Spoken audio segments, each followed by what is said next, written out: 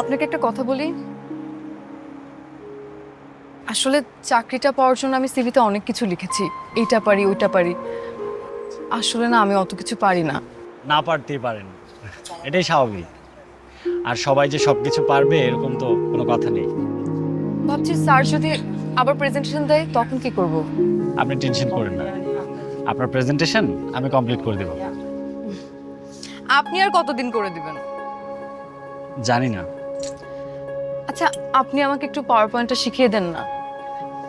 কিন্তু power point শিখতে তো সময় লাগবে। কোনো সমস্যা নেই, আমি দ্রুত শিখে যাব, কিন্তু অযোগ্যতা নিয়ে চাকরিটা করতে চাই না।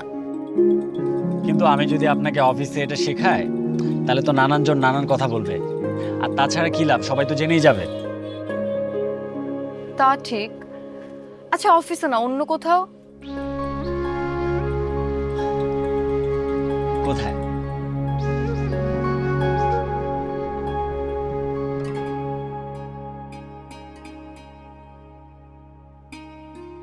আসসালামু আলাইকুম।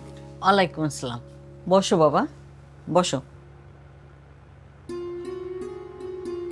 আপনি ভালো আছেন? হ্যাঁ, তুমি কেমন আছো? জি। চা খাও বাবা। জি। বাবা, মিমি আমাকে সব কিছু বলেছে। তুমি যেভাবে ওকে সাহায্য করেছো, এই ঋণ কোনোদিন শোধ হবে না।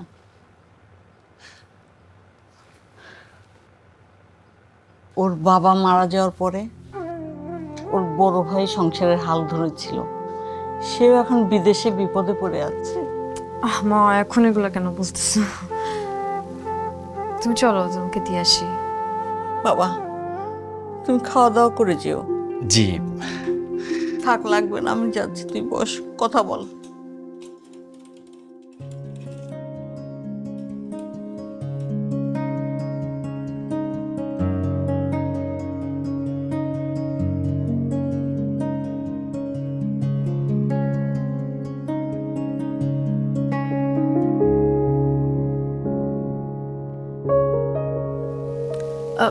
নেন না। Thank you.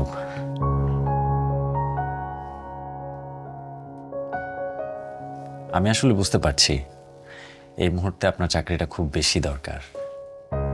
আপনি অফিসের বিষয় নিয়ে কোনো টেনশন করেন না, আমি আপনাকে হেল্প করব, আই প্রমিস। চলুন তাহলে আমরা কাজ শুরু করি।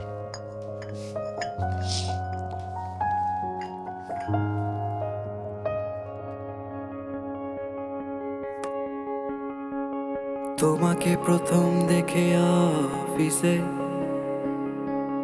বড় মায়া লেগেছে, কাজের ফাঁকে উকি দিয়ে চোখ তোমাকে খুঁজেছে।